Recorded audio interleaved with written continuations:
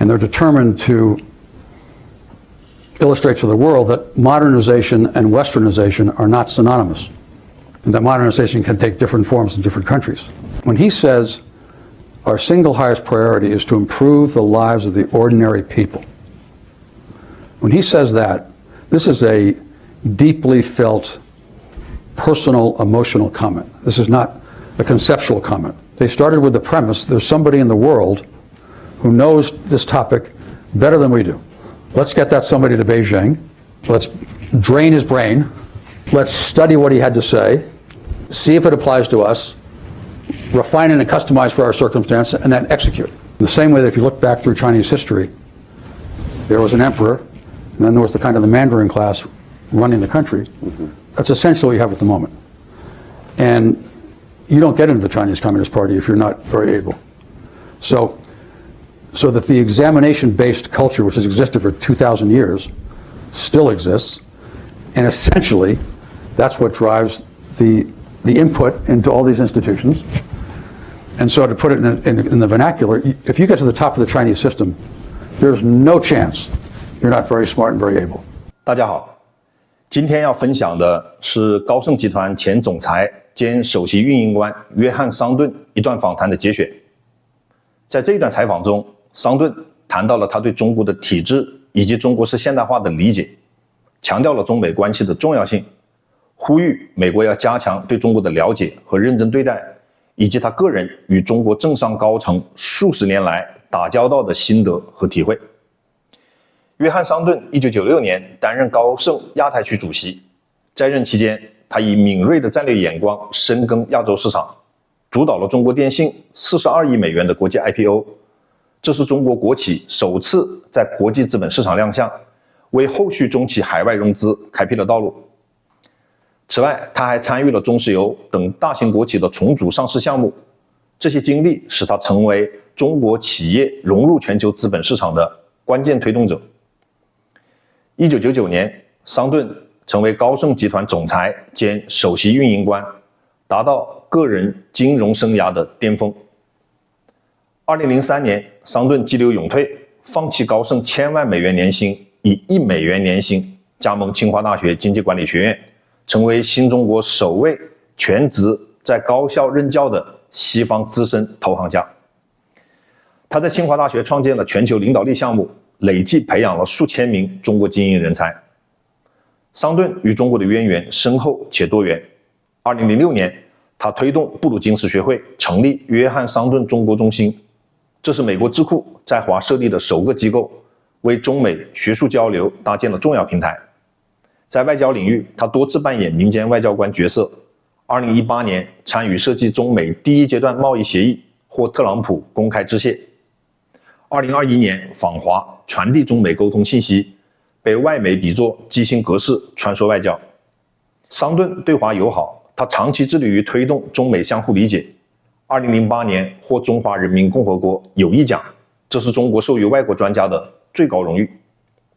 至今，桑顿仍然活跃在企业界、学界、智库等多个领域，持续发挥自己的影响力。下面我们来看看他在本次访谈中是怎么说的。So I started as fashion on the year 2050. And I said to myself, okay, what will the world be like in 2050? Well, the best estimates are there'll be something like 10 billion people. And today there are approximately 8 billion. So we have an incremental 2 billion people. And those people are going to come primarily from 9 countries.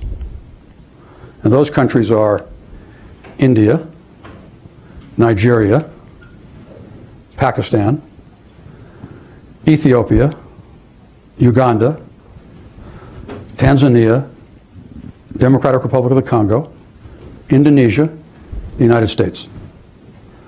So essentially, we're going to add 2 billion poor people, primarily in Africa and Central Asia. And at the same time, the concentration of wealth will get worse. So, for example, the US and China today are something like 42% of global GDP. In the year 2050, no one really knows, of course, but it's going to be somewhere between 50 and 60%. So 2 countries will have 50 or 60% of the world's wealth, and there'll be 2 billion more poor people.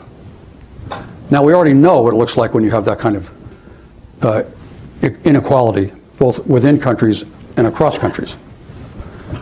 Just about everything you can think about is not good.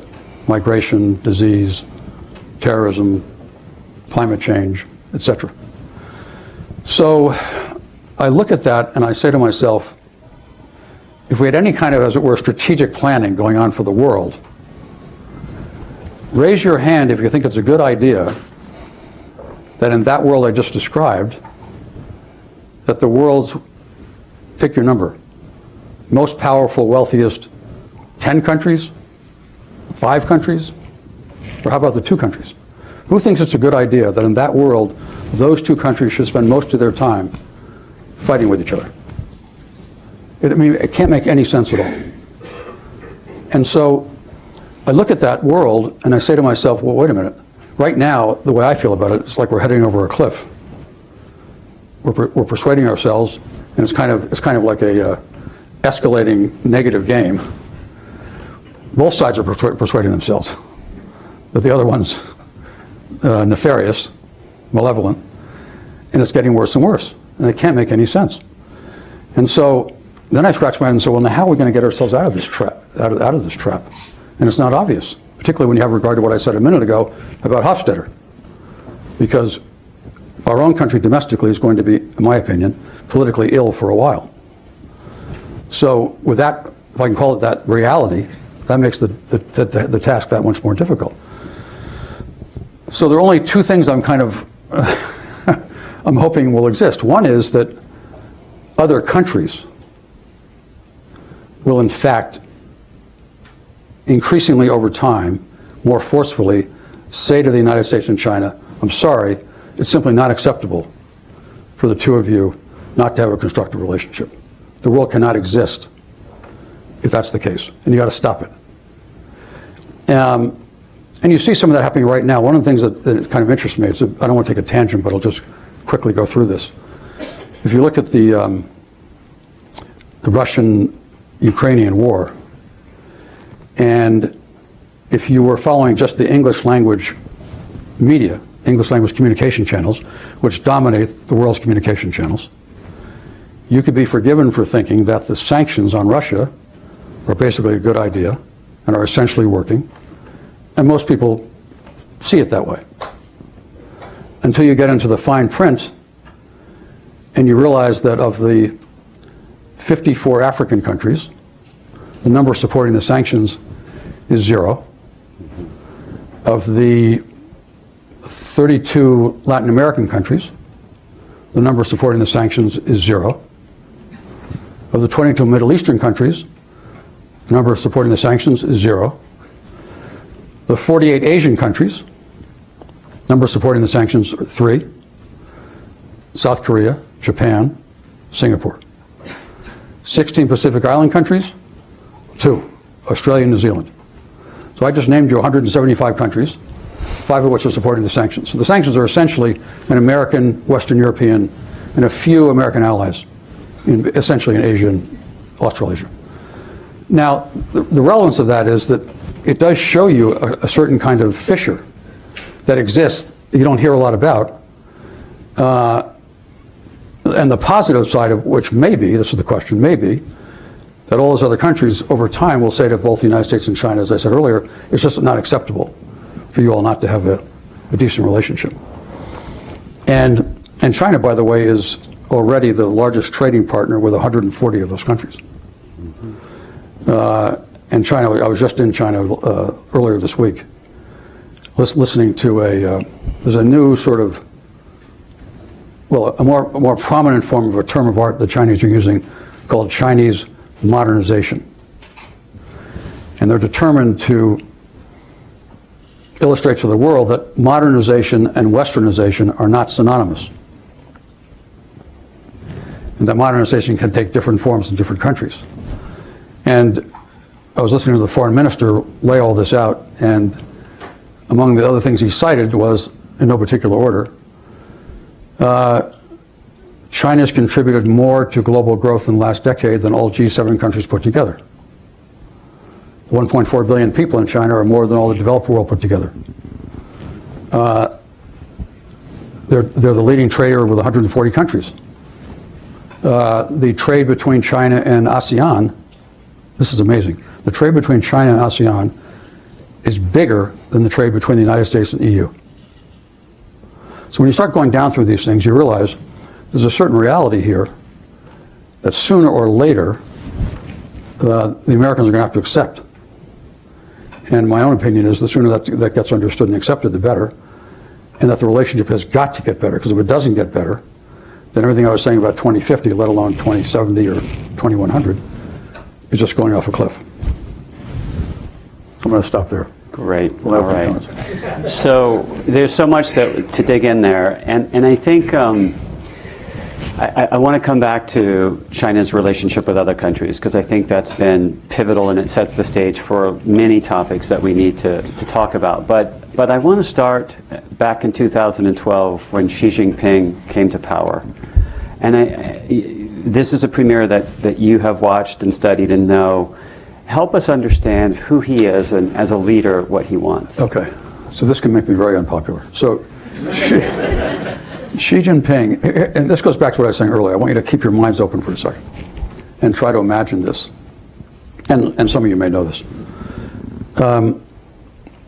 So Xi Jinping's father was the youngest vice premier in China in 1959 when he was 46 years old. And Xi Jinping was 6 years old.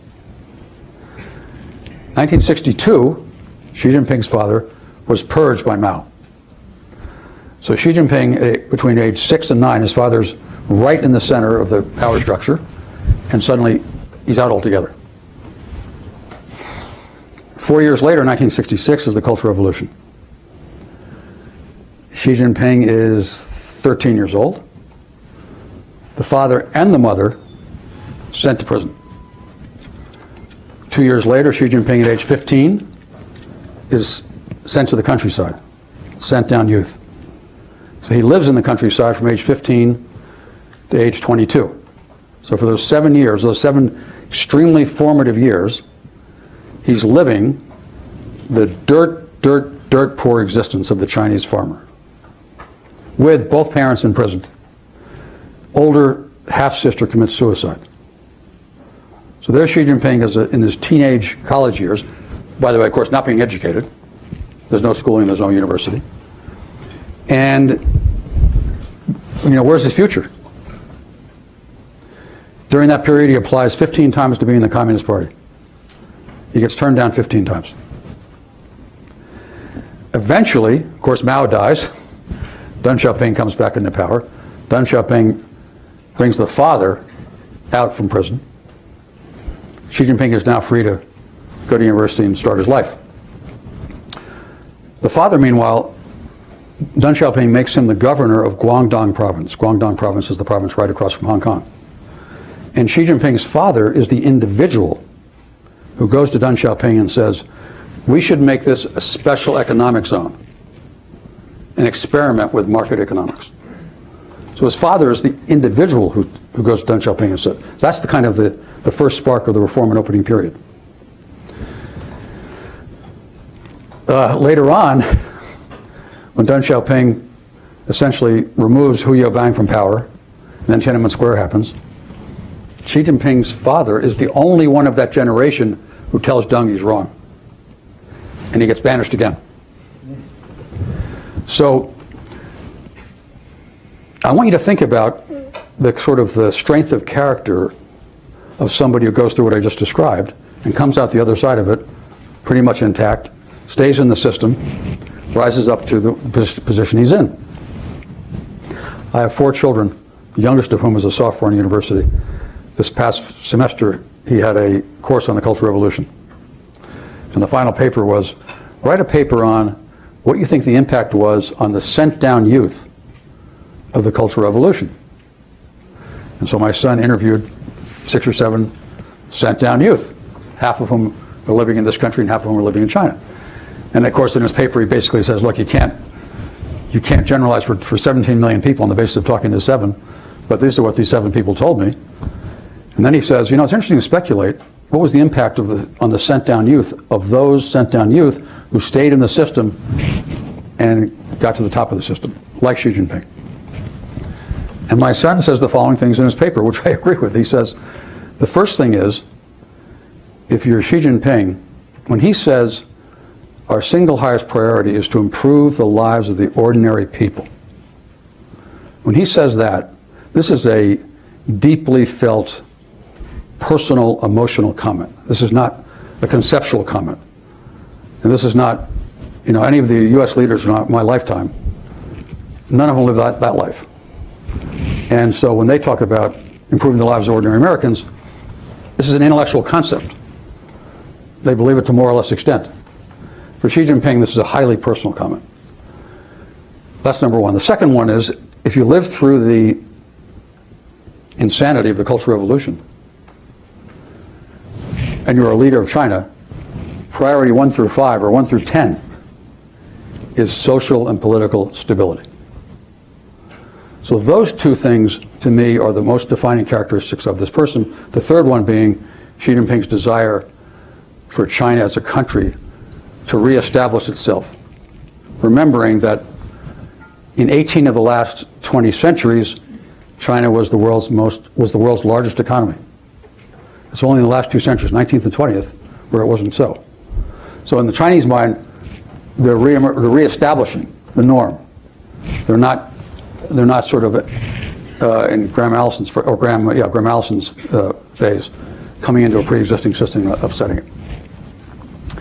So one of the things then that I think it would be helpful for us to understand is, what are the policies that he's implemented and why? And you mentioned the number of countries that have remained neutral with respect to the Russian invasion of Ukraine. One can't but wonder how much the One Belt, One Road initiatives, which supported the trade both within Asia and China's connection to natural resources and the rest of the world economy through this initiative, have played a role in that outcome. Can you talk about what you see as the importance of what that initiative looks like? Okay, well, One Belt, One Road is a perfect example of something. And I didn't know this until I was told this by John Kerry. So John Kerry told me that in, I think it was 2013, he was the senior American at one of these international meetings that Obama could not attend for one reason or another. And so he was the person who took the meeting with Xi Jinping. And Xi Jinping in that meeting said to John Kerry, by the way, let me tell you about something I'm thinking about. And he laid out the One Belt, One Road. And Kerry said to him, oh, that's very interesting. Why don't we do this together? And Xi Jinping says, that's a great idea, let's do this together. And Kerry came back to Washington, and he said before he got off the plane, the Treasury Mandarin said, cut his legs off, and there was no chance it was going to happen. So it never got to Obama's desk as kind of a strategic question. But I tell you that story because if you were reading today the characterization of One Belt, One Road, you would think this was some kind of malevolent tactic to get control of the world on the part of the Chinese, which it is not.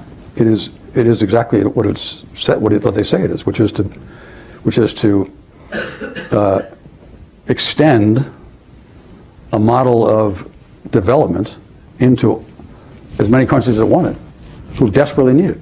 And when I talked earlier about Chinese modernization that I attended this last Monday, so Chinese modernization, I won't go into all the details, but there basically are 5 central characteristics of it, one of which is a peaceful world. Second one of which is common prosperity. Third one of which is harmony between man and nature. So the foreign minister went through this whole thing, and then there were 5 of us asked to comment on it. And I said, in my comments, I said, listen, those of us who have ever run anything know, plans are one thing, execution is another. Execution is the whole thing. So my advice to you, the Chinese, would be, if you're going to hold yourself out as believing in these things, I mean, who's against any of these things? Who's against world peace? Who's against harmony between man and nature? Who's against common prosperity? Nobody. 10 out of 10 people. There's nobody in this room who's going to be against any of these things. So that's not the issue. The issue is, are you actually going to do what you say you do? And if you don't, you're going to suffer the same negative blowback that countries like the United States get when they were seen as being hypocritical. So that's point number one. Point number two, which is extremely important, and a point I want to make to all of you, which I made to the Chinese till I'm blue in the face very unsuccessfully, which is, when I first started spending a lot of time in China was I was chairman of Goldman Sachs Asia in the mid-90s into 2000. At a point in time when the Chinese system was just starting to open up, and they were just starting to put state-owned enterprises into Western markets, and Zhu Rongji was the premier, or vice premier, then premier, and he was a very unusual person, and he really cared about getting this right, and I happened to be there, and I was very senior, so I was in exactly the right place at exactly the right time to give him advice in a way that will probably never occur again, because the Chinese were so needed with advice. But one thing that struck me about them was the Chinese leadership on almost every topic, not every topic, but almost every topic, was systematically open in the following sense. They started with the premise, there's somebody in the world who knows this topic better than we do.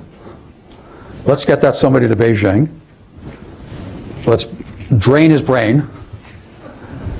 Let's study what he had to say, see if it applies to us, refine it and customize for our circumstance, and then execute. And they did this time after time after time, which is why back in those days you would have seen both Jiang Zemin and Zhu Rongji routinely meeting with Western CEOs, Western superb academics, Nobel Prize winners and so forth, Western head of NGOs. They met with them routinely, one-on-one, because they knew they were getting very high quality information coming in from people who didn't work for them, and good information was coming back the other way. That started to stop a few years ago, but that's another topic. But my point is, systematically open, except I said to them, listen, one topic you missed, which is the English language dominates the world's communication channels. And you recognize that. You literally don't participate in them at all. So the Chinese story, as it were, is told by people who are not Chinese. And guess what? They don't know the story as well, they don't tell it as well. And so it's entirely absent. And until you start to get into those channels, you're going to be at a big, big disadvantage. So when you talk about Chinese modernization, coming back to that, if you believe it, number one, you've got to deliver on it. And number two, you've got to communicate it in such a way that the external world, particularly the English language world, takes it in and believes it.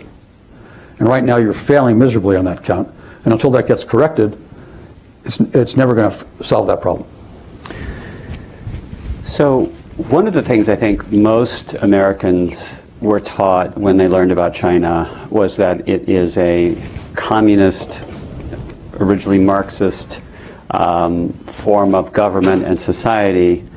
But one of the things that many of us have missed is how not just embracing of markets China has been, but how dominant China has become at capitalism in its own flavor of capitalism in terms of state-owned enterprises and allowing for other kinds of free market operations.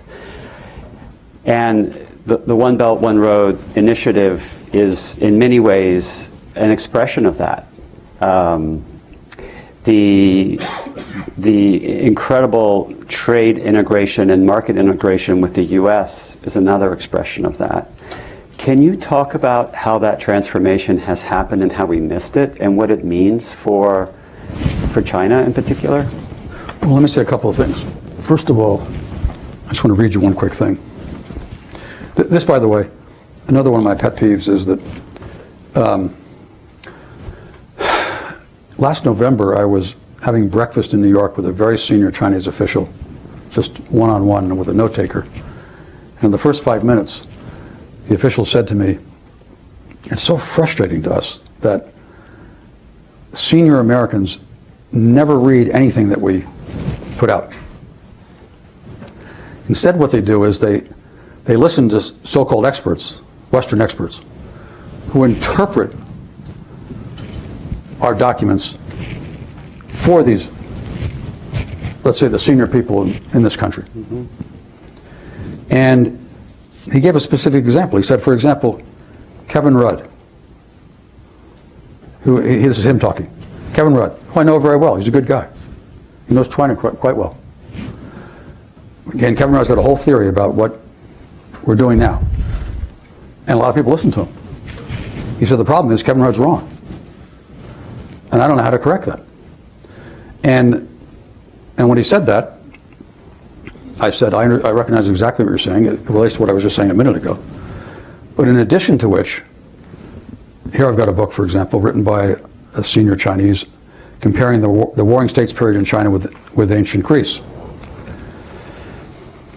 So a frustration of mine is, as much as I know or don't know about China, and I know that an outsider to a culture can never be an insider.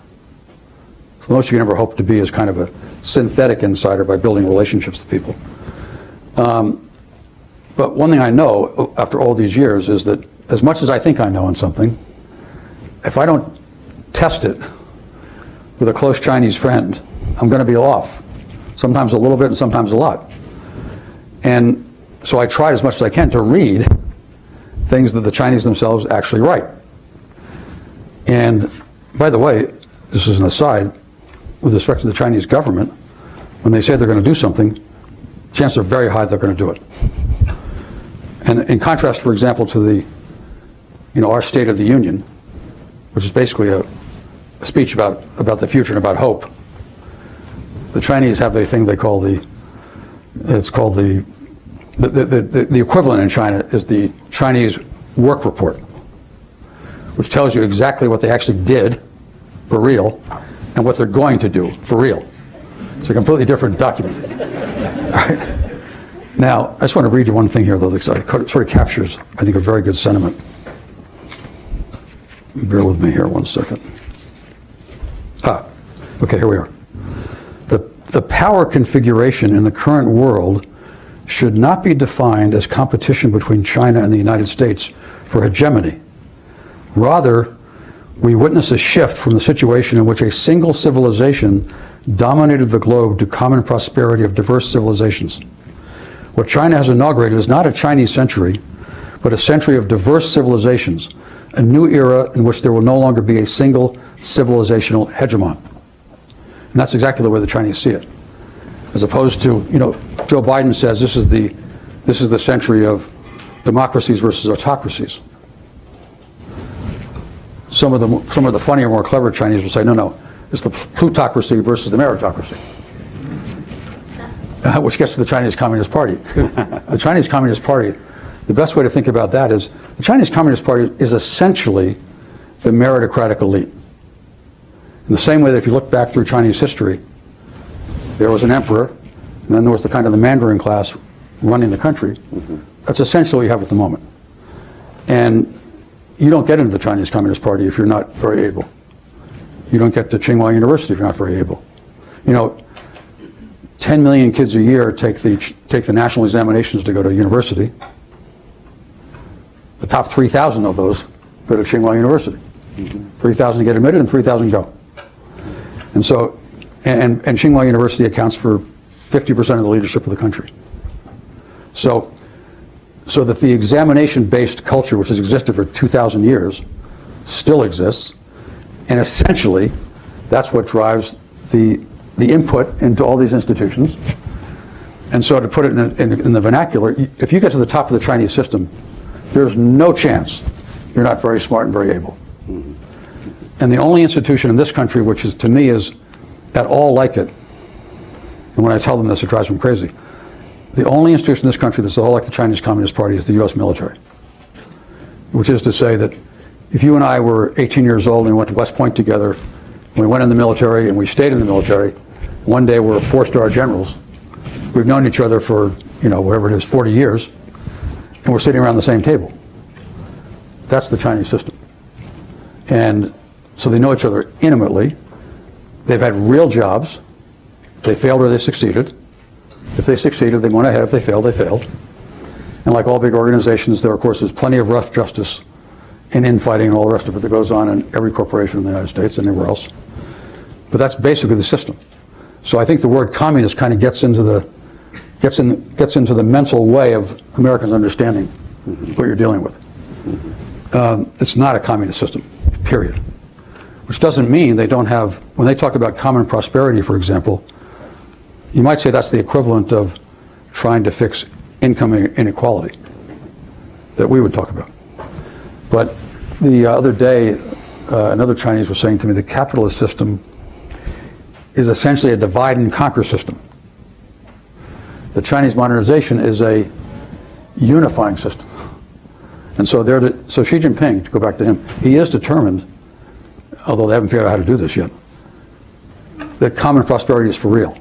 They're proud of the fact they've lifted 800 million people out of poverty. Of course, that's the most ever in history, by a long, long way. And they're proud of that. And they think those people ought to continue to advance.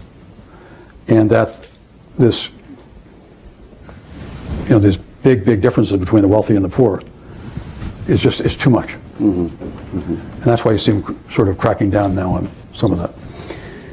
I mean, I think, again, many of us might think that domestic politics determines and shapes a country's foreign policy. And I happen to think that that's probably true in the U.S. as well. Why? You told the story about Kerry and Obama and how Kerry was invited to join the One Belt, One Road initiative. I'd never heard that story before. Yeah. We'd be in a very different position today if Obama by the way, yes. Kerry goes on to say, in life you have these missed opportunities. It's the single biggest missed opportunity in my life, politically. I mean, it certainly has completely reshaped the international development world. The World Bank, the IMF are now second fiddles, really, to that effort. But let's try and understand how the U.S. got where it is today. Going back to Obama, Trump, Biden, why haven't we been able to do better? Let's diagnose the problem. What's keeping us from communicating more, or whatever it is we should be doing at this point?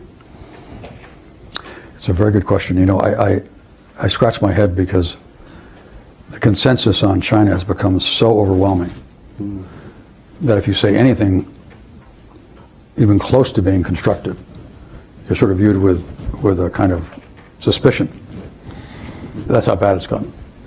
So I don't know. Trying to deconstruct exactly how we got here is hard. Obviously, when Trump became president, and let me just say, Trump to me is, going back to what I was saying about Hofstadter, Trump is both symptom and cause. So if Trump didn't exist, the underlying politics are still there. He happened to have capitalized on them rather well. But the Trump story I know fairly well because in the early days, I was quite involved with it.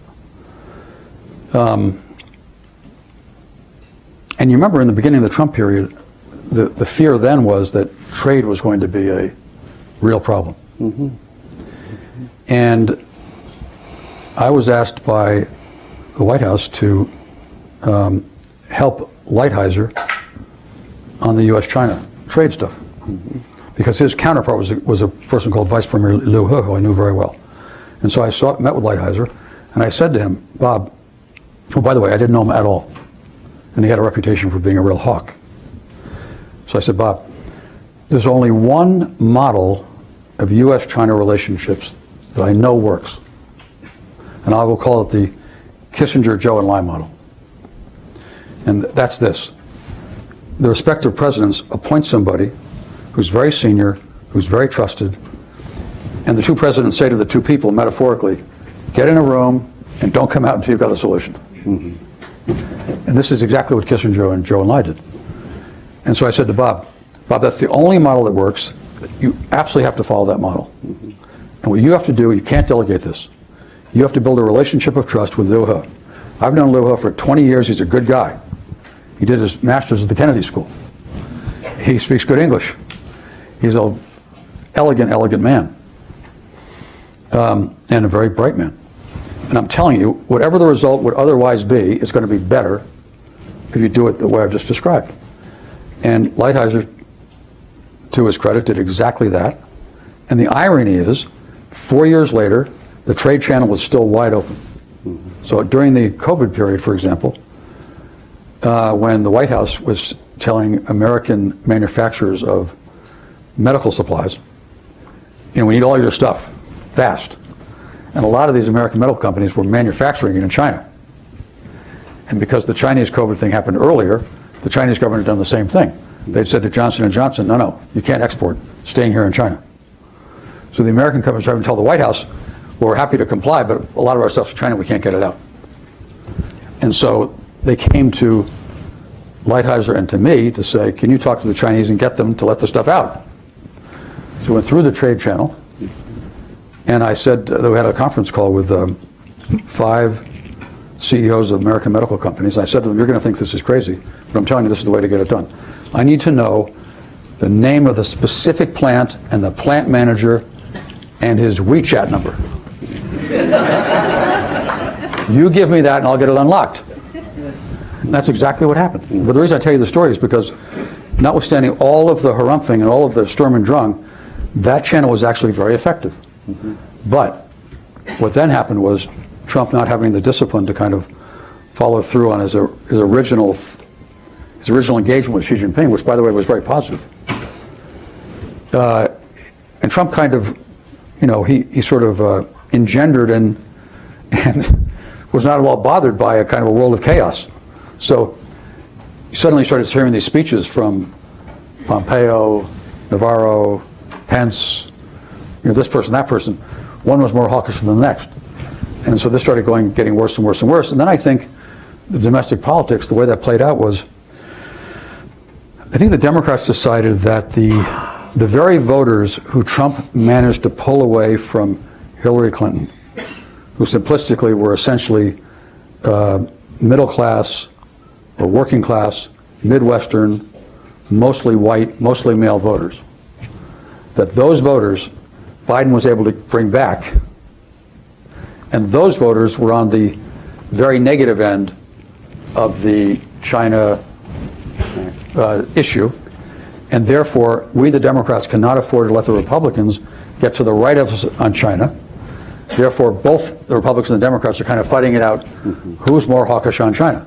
Right. And then once that starts going, then it engenders all kinds of behavior, which I'm sure you've all experienced. You've seen, at the very negative end, you've seen a lot of sort of despicable behavior on the part of the government towards Chinese Americans, Chinese nationals, particularly in academic institutions. Mm-hmm. On the one hand, at the other end of the spectrum, you've seen people inspired to write and research, and some of the stuff's quite good, mm-hmm. whether it's hawkish or not hawkish. Right. One thing that I found particularly interesting was this remark you made about how China is basically completely absent from English communication channels. Yeah. Why do you think that is? Like, what is missing there? Because my impression is that, like, if they wanted to, they could break through, like, they could get the people. What's missing there, really? It's complicated, because I've had this conversation many, many times with senior Chinese, as recently as December, with the most senior foreign policy person. There are a couple of things. First of all, there's an English language facility. That's the most basic thing. And at the very, very senior levels, it's spotty. That's one thing. Then the second thing is, on a kind of personal level, I guess there's sort of asymmetric risk, meaning not only have you got to be able to participate, but you've got to be facile with the kind of culture that exists among the English language media. So if you're there, let's say, on Fareed Zakaria's show, you better be ready for serious questions, and you've got to be able to handle that. That's the second thing. And then that can be trained. The third thing is, though, if you make a mistake, in the Chinese system, it's a classic under-promise, over-deliver system. And from the standpoint of any individual, making a courageous decision has got asymmetric risk. If you're right, you're not going to get a whole lot of credit. If you're wrong, it could be over for you. So I think that's another issue. And then I think that for all the things I've said that are positive, I don't think the Chinese have yet completely internalized how powerful that world is and what it does to them not to be in it. Even though it seems to be obvious. But when you're in an internal system like that, people, we've all seen that. We've seen that in companies. We've seen it. It just gets insular. I've been teaching at Tsinghua now for 20 years, So I deal with and know a lot of young Chinese from that and from other ways. And of course I'm dealing in a sense with, it's self-selected, I'm dealing with the most educated people. But at least among that group, I don't know a single one of them who doesn't know what's going on in the outside world. Notwithstanding your comments about Chinese control of media, 100% of them are connected 100% of the time, just like you and I are, to the world's media. So that's my first comment. My second comment is, I know that this line of, you know, it's the United States versus the Chinese Communist Party, not the Chinese people. This has been a sort of a way of looking at the world that's been perpetrated recently by a lot of the, particularly Republican leaders. And it sounds good, but in fact, inside the Chinese system, as I said earlier, even to this day, I remember when I was teaching my very first year, I asked my students, what do you want to do when you finish? And of course, had you asked that question 10 years earlier, 100% of them would have said, I want to be in the government. When you asked it when I was teaching, this goes back 20 years ago, even then, 20 years ago, the government was well down the list. So number one, from memory, this I'm going from memory, number one was a PhD in a Western institution. Number two was a PhD in a Chinese institution. Number three was work for a Western company and get trained. Four was work for a joint venture company controlled by the Western company. Five was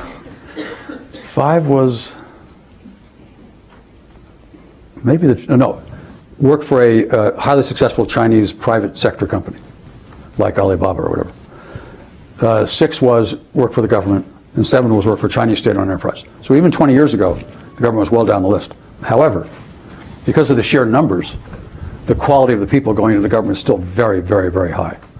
So I think it's a little bit of a sleight of hand to say you have the Chinese Communist Party on the one hand and the people on the other hand. The third thing I would say is, which is I'm sure obvious to you, the Chinese know a lot more about us than vice versa. Now, there's a lot of reasons for that, including the fact that we're an open society. But another reason is because they've been studying us for the last 4 decades, at least, and we have not been doing the reverse. And if you were to take any kind of activity, like, let's say, I don't know, numbers of Chinese students studying in the United States, number of Americans studying in China, it's 10 to 1. And even I would say, even among the elite here, their knowledge of China is very, very thin. And it's not true in the reverse. It isn't to say that Chinese can't learn a lot more, they can learn a lot more, but their knowledge is much higher than ours. So I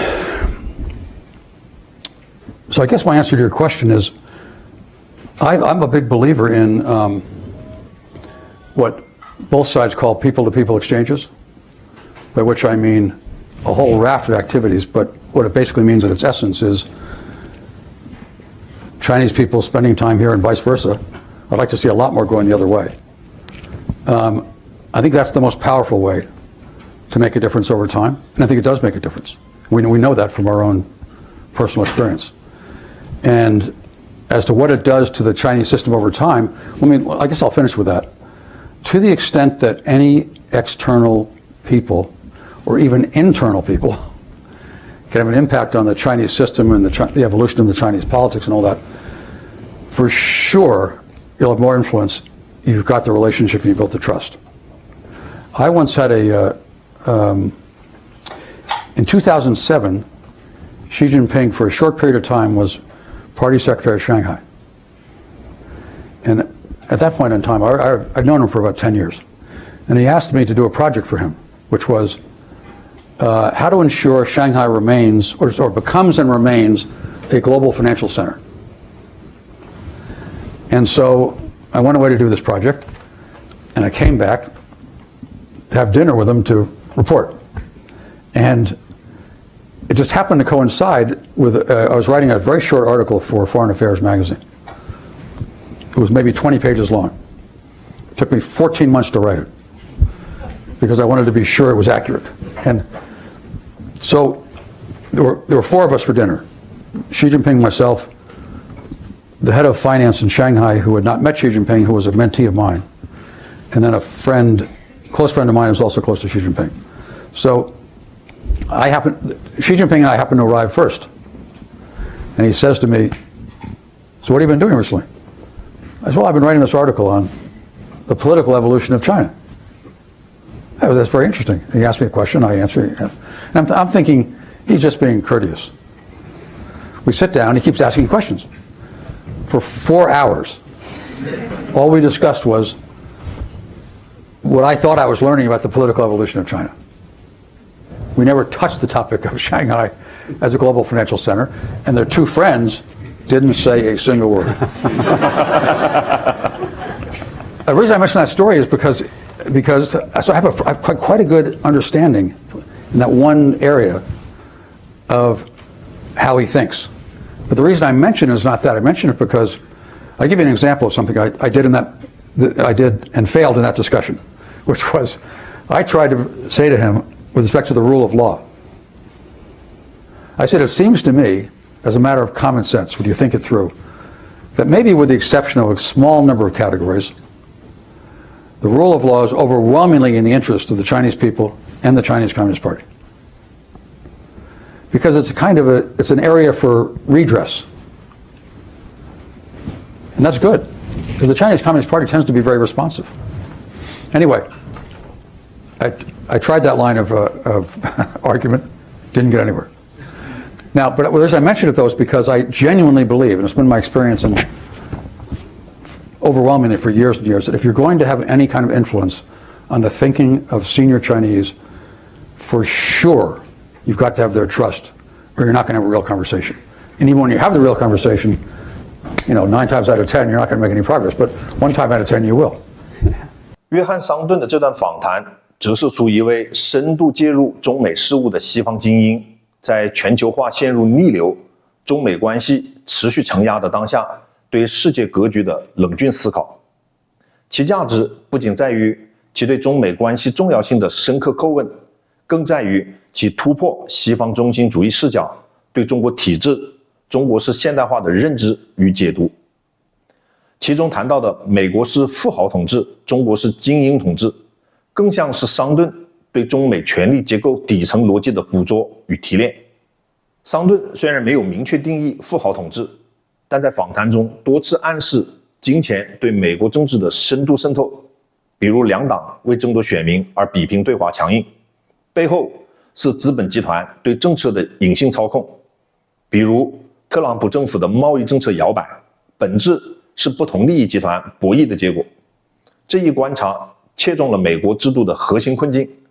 根据公开数据，美国顶级富豪阶层通过政治现金、游说集团等方式，对立法、行政环节的影响力远超普通民众，导致政策向资本倾斜而忽视社会公平。当然，桑顿将中国体制类比为2000年应试文化的延续，认为清华大学等顶尖高校的精英构成国家领导层核心，有值得商榷之处。但他注意到中国政府言出必行的执行力，比如政府工作报告的务实性，以及精英群体的高素养，这一观察具有合理性。正如他在公开场合多次强调的，中国式现代化是具有凝聚力的制度，其精英阶层的责任感与执行力是实现跨越式发展的重要保障。所以桑顿的论断虽然存在细节偏差，但精准指出了中美体制的核心差异。美国富豪统治的逻辑是资本优先，政策容易受短期利益驱动，而中国的精英治理，准确说是人民民主专政下的精英引领，是以国家发展与人民利益为核心，强调长期战略规划与集体利益，比如5年规划。这种差异直接导致了治理效能的分化。中国能集中力量办大事，比如脱贫攻坚、一带一路，而美国则陷入党派对立与政策短视。桑顿是西方精英的典型代表，对中国事务有丰富的经验和深刻的理解。这段访谈的确为我们看待中美关系的重要性观察中美体制结构的差异性，提供了独特的视角。